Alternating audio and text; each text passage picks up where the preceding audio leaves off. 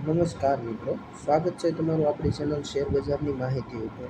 તો આજે માર્કેટની અંદર હાહાકાર મચી ગયો છે અને આજે આપણે આજના વિડીયોમાં આજની તારીખ 14 જુલાઈ 2026નું આખા માર્કેટનું વિશ્લેષણ કરવાનું છે અને સાથે સાથે ટોપ 10 ન્યૂઝ જોવાના છે. આપણે 8-10 ન્યૂઝ જોવાના છે જેના કારણે માર્કેટમાં આ હાહાકાર મચ્યો છે.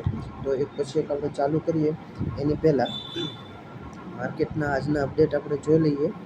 તો આજે માર્કેટમાં કડાકો જોવા મળ્યો છે. આજના ટ્રેડિંગ સેશનમાં 484 પોઈન્ટ ઘટીને 78,131 પર સેન્સેક્સ અને નિફ્ટી 142 પોઈન્ટ ઘટીને 24,068ની ચિંતાજનક રેન્જ ઉપર આવી ગયો છે, એટલે કે સપોર્ટ લેવલ સુધી આવી ગયો છે. હવે આ સપોર્ટને તોડી નાખે છે કે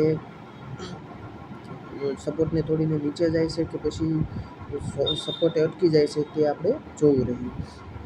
માર્કેટ ક્રેશ થવાના મુખ્ય 4 કારણો જોઈએ તો પહેલું તો આપણે અમેરિકા અને ઈરાનનું યુદ્ધ છે. સ્ટેટ ઓફ હોર્મુઝમાં જે કંઈ પણ પરિસ્થિતિ નિર્માણ પામી છે તે જ છે.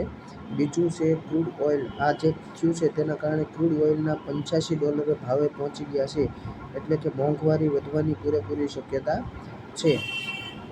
ત્રીજું કારણ આપણે જોઈએ તો રૂપિયો છે એ નીચલા સ્તરે પહોંચી ગયો છે, એટલે કે આપણે રૂપિયો છે એ 96.16 રૂપિયાએ પહોંચી ગયો છે $1, એટલે એ બહુ ખરાબ ન્યૂઝ કહેવાય એક જોતા તો.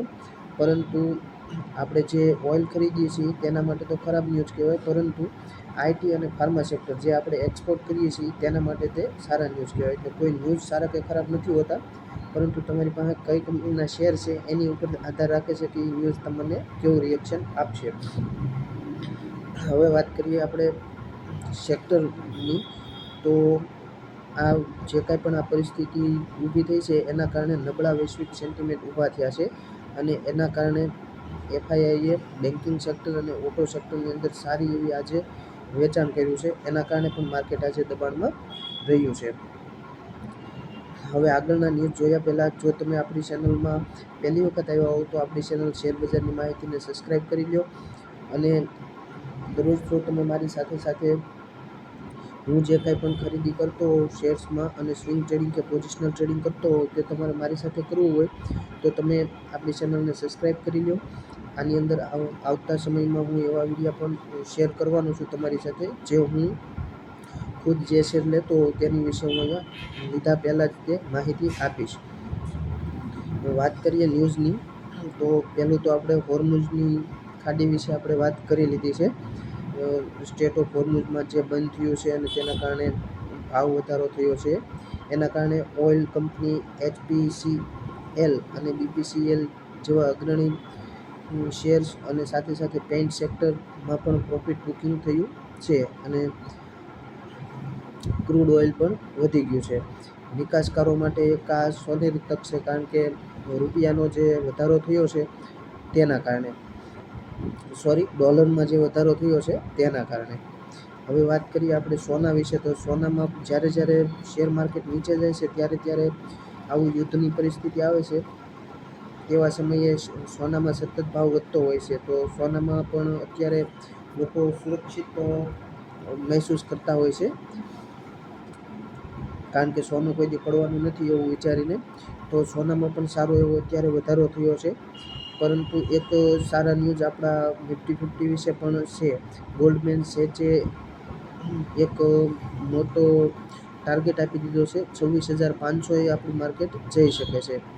આ ગોલ્ડમેન સેચ બ્રોકરેજ ફર્મ છે, તેણે આ નિફ્ટી 50 માટે લોંગ ટર્મનો ટાર્ગેટ સેટ કર્યો છે.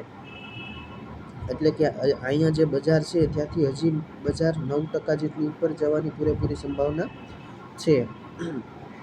મોંઘવારી દર વધીને કાલે જ રિપોર્ટ આવી ગયો છે. તો મોંઘવારી દર વધીને 4.38% થયો, એટલે મોંઘવારીમાં આપણે આ જ મહિનામાં વાત કરીએ તો વધારો થયો છે. CPIના ડેટા પ્રમાણે 4.38% જેટલો નોંધાયો છે. આ વધારાનું આ જે મોંઘવારીમાં વધારો થયો છે એના કારણે પણ આજે માર્કેટમાં સેન્ટિમેન્ટ નબળું થયું છે.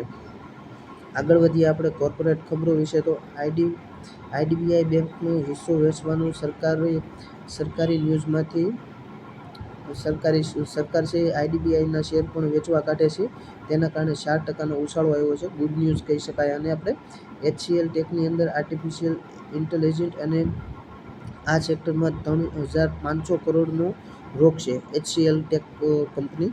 તો તે પણ સારા એવા ન્યૂઝ કહી શકાય. જ્યારે FIIએ બજારમાંથી 3,062 કરોડ રૂપિયા કાઢી લીધા છે ગઈકાલના દિવસે. FIIની વાત કરીએ તો ગઈકાલે આ બન્યું હતું, એના કારણે પણ આજે માર્કેટ ડાઉન રહેવાના સંકેત હતા.